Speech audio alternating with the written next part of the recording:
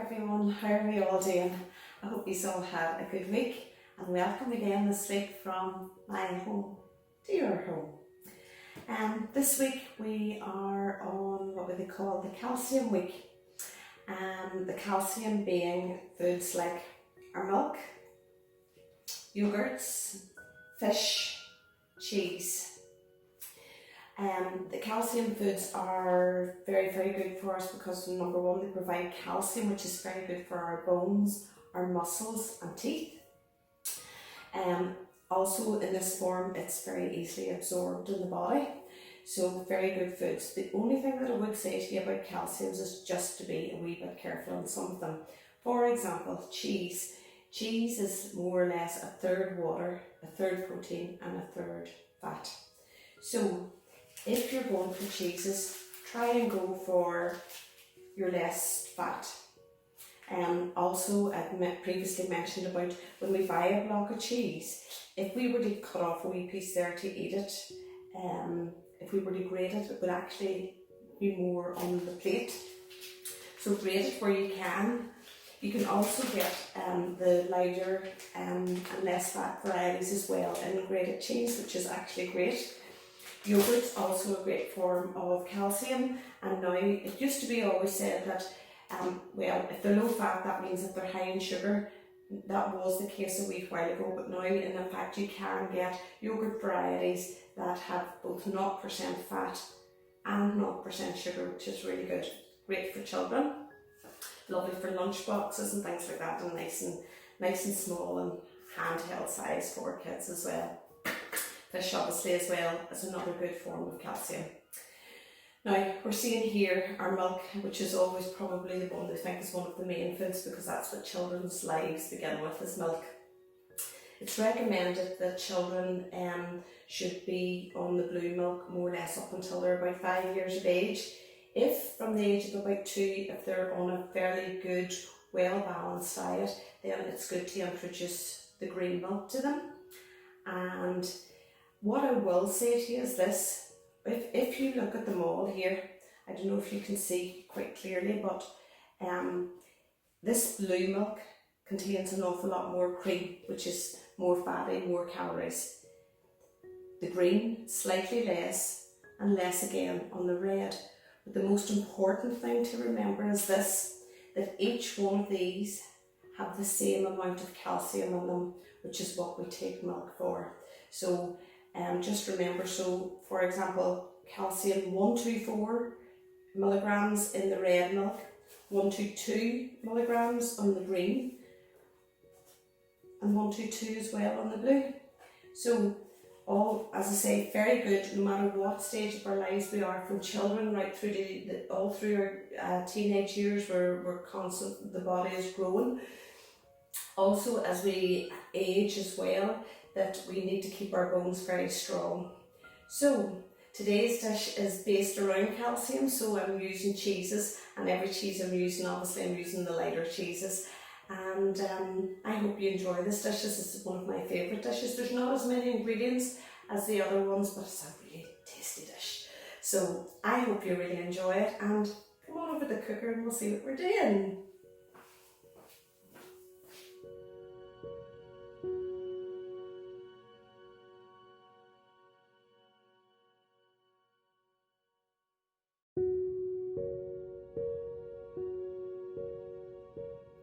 Well, here we go.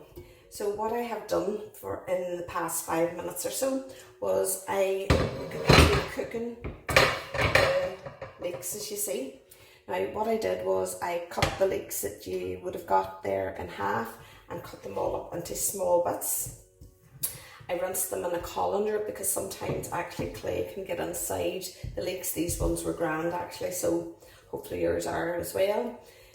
So I put a wee tiny drop of oil in the pan and 2 tablespoons of water, and I have been gently frying these for the past 5 minutes, and as you see they are lovely and soft.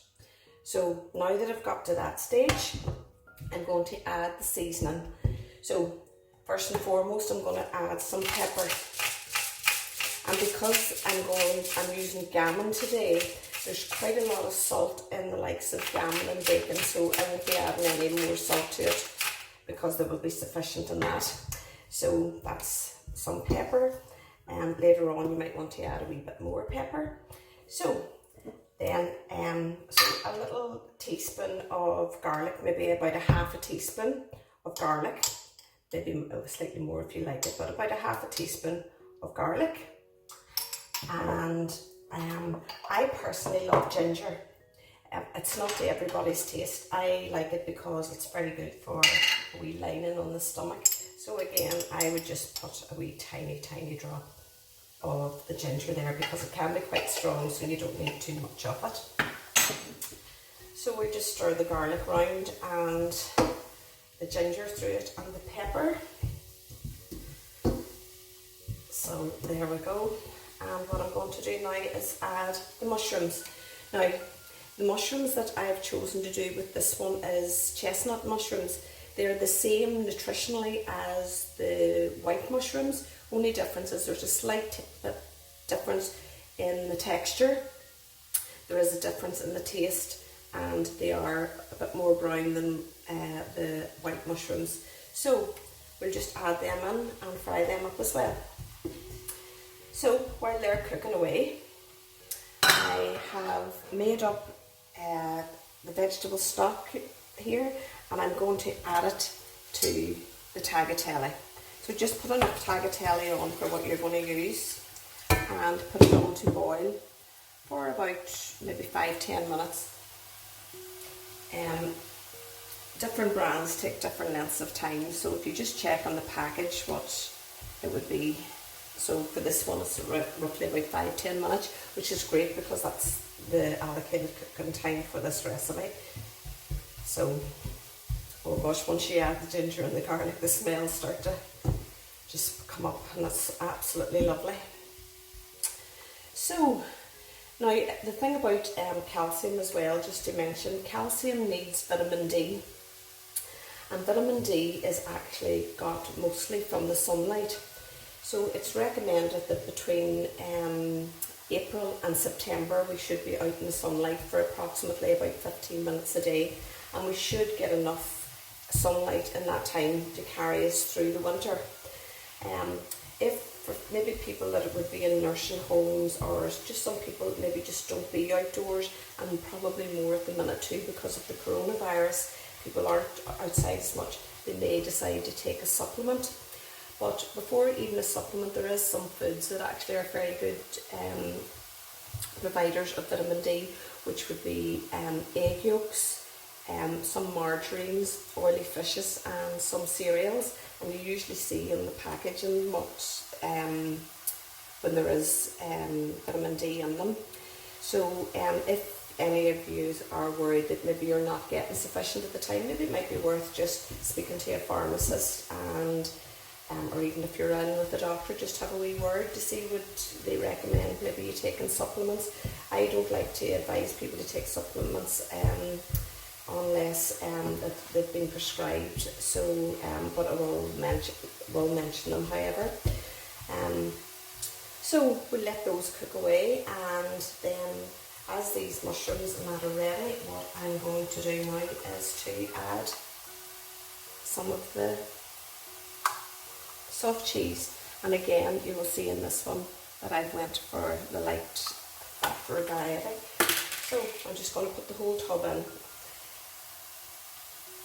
So here is what our provider of the calcium is on this one. So there we go. And just stir it in. Just going to put a wee lid on the tagliatelle to speed it up. So we're going to just run this through to get our, see what way our, you see it breaks up a wee bit, but that's fine, just stir it all through. So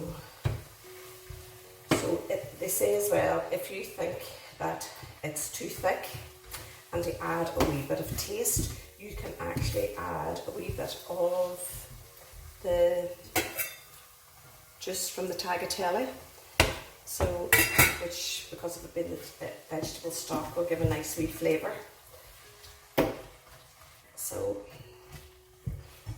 I will get myself a wee spoon here and pat it on. I won't need too much. I haven't even turned up the ring on this, so I was wondering why it was slowing down.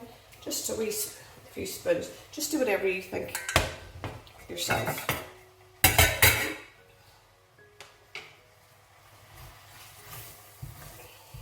So, and I mentioned there earlier about not adding salt to this because there's already there from the bacon. So you may remember just from last week that we really don't need to be adding a lot of salt. Herbs and spices can really flavour our foods just as well, because salt taken over a long period of time and too much of it can have an adverse effect on our blood pressure and increases our risks of heart disease and strokes. So you can see what this is beginning to look like now. Okay, so lovely. Now, if you find that you think that that's too thick, again, take more juice from your tagliatelle and add it on. And just gradually do that as you feel you need it. So there we go. So that's looking good there now. So what I'm going to do now is to add my gammon. So what I did with this was I actually boiled it for about an hour and a half. The size of the gammon or boiling bacon that you may use, the cooking times will vary according to the size of it, but I did this one for an hour and a half. I let it sit, and then whenever it sat for about 5 minutes, it just more or less fell apart on me, which is what you really want.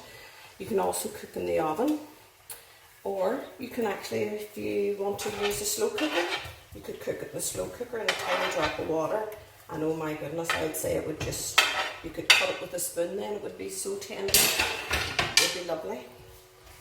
So we'll just mix this all through, and then I'm going to add my basil. Now, I love basil. I love the fresh basil as opposed to the little jars. So if you can get your hands on fresh basil, I would recommend it for this one in particular. Love it. Oh, the smell already. Gorgeous. So that's that, and then over the top I'm going to sprinkle the Parmesan cheese. So adding a lot. So again, more calcium. You're saying that that's quite a bit of cheese maybe in that, but as this particular week is the calcium, I felt that was necessary to do that. So you might find that this becomes, you think, oh no, that consistency is too much. I'd rather thin that down a wee bit. And once again, go back to your pot with the tagliatelle and pour some in. Just be very careful when you're doing that. So there we go. So that's it, more or less ready.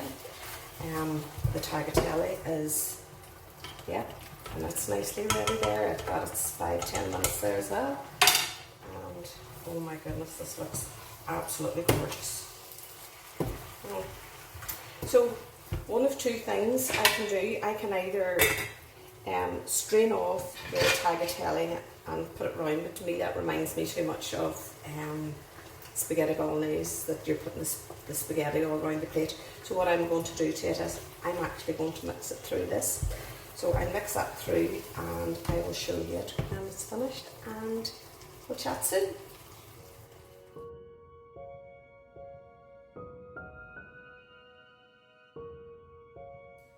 Okay, and here we go.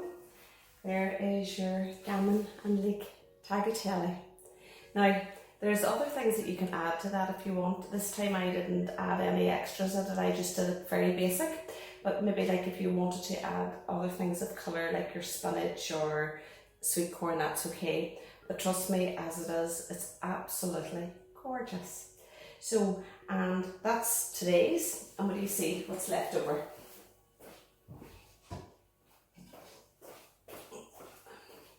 So, plenty left over for tomorrow. I can have that tomorrow for dinner, or maybe I might decide to freeze it. But whatever I do, and all I can think of at the minute is getting stuck into this.